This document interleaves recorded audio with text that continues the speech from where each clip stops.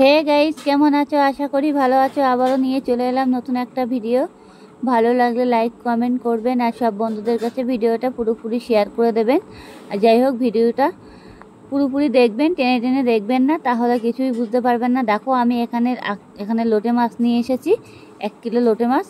এই যে লোটে মাছটাকে এখন আমি বাড়িতে এনে ভালো করে কেটে কুটে ধুয়ে নিয়েছি। আর লোটে মাছটা আমার একটু কাটতে টাইম লেগে গেছে, যেটি হোক আমি বাড়িতে এনে কেটেছি। আর মাছগুলো অনেকটা ছোট ছোট তো, কিন্তু এই মাছগুলো খুব সুস্বাদু মাছ, এত মাছগুলো খেতে খুবই স্বাদ।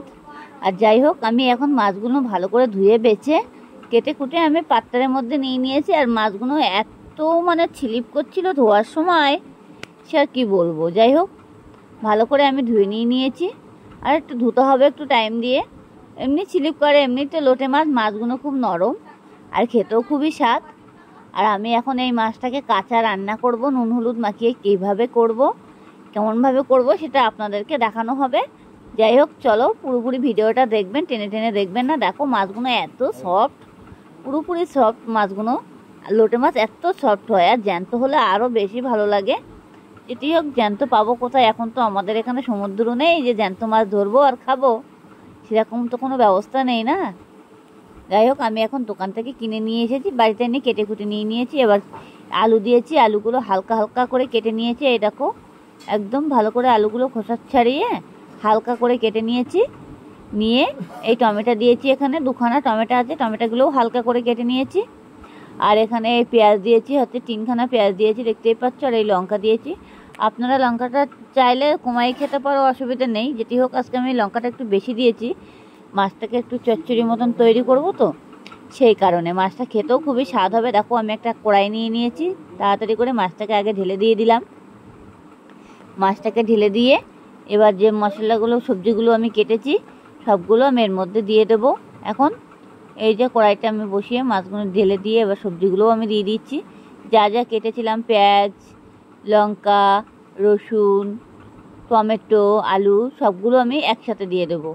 এবার আমি জিরের গুঁড়োগুলো সবগুলোই দেবো, এক এক করে সবগুলো দেবো। এখন লঙ্কার গুঁড়ো দিলাম একটু, দেখতেই পাচ্ছ। একটু লঙ্কার গুঁড়োটা দিয়েছি, অল্প করে দিয়েছি। যেটি হোক, আমি কাঁচা লঙ্কা দিয়েছি তো, সেই কারণে। না হলে লঙ্কাটা বেশি ঝাল হয়ে যাবে, খাওয়া যাবে না। এবার আমি লবণ দিয়ে দিচ্ছি, দেখতেই পাচ্ছ। লবণটা একটু বুঝে দেবে, যাতে পুড়ে না যায়। যেটি হোক, এটা ঝোল থাকবে না, নাহলে পুড়ে যেতে পারে। লবণটা পুড়ে গেলে তখন খেতে পারবে না, অসুবিধা হয়ে যাবে।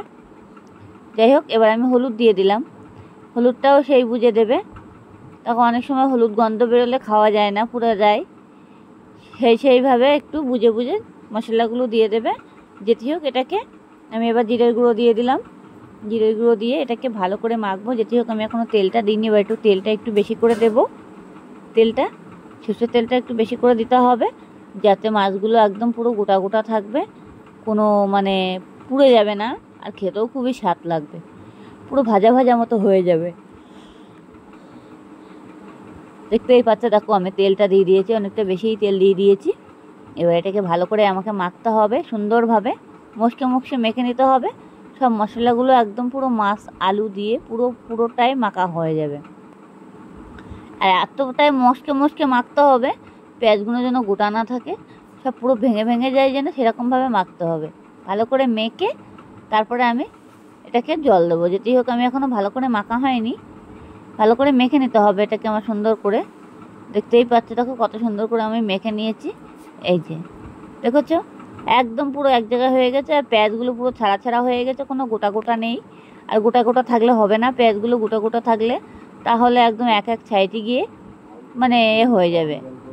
যাই হোক, মাছগুলো দেখতেই পাচ্ছ কত সুন্দর কালার করে হয়ে গেছে, মনে হচ্ছে একদম পুরো রান্না হয়ে গেছে। এখন আমি জল দিয়ে দিলাম মাছগুলোর মধ্যে, দিয়ে একটু ভালো করে নাড়াচাড়া দেব। এই যে একদম পুরো কাঁচা সবজি, কাঁচা মাছ পুরোটাই দিয়ে একসাথে পুরো মাছটাকে চচ্চড়ি করা হবে। মাছের চচ্চড়ি এত ভালো লাগবে মাছের এইভাবে এটা রান্না করলে। আপনারা ঘরে বসে এই রেসিপিটা একবারে করে দেখুন, একবার করলে পরে বারবার করে খেতে ইচ্ছে করবে। যাই হোক, এটাকে আমার হয়ে গেছে। এখন আমি এটাকে ভালো করে ঢেকে দেব। ঢেকে দিয়ে একবারে আমি উনুনের ওপরে বসিয়ে দেব। এবার বসিয়ে দিয়ে গ্যাসটাকে ধরিয়ে দিয়েছি, দেখতেই পাচ্ছ। এবার এটাকে যতক্ষণে না হচ্ছে ততক্ষণে আমি ঢাকাটা পুরো খুলবো না।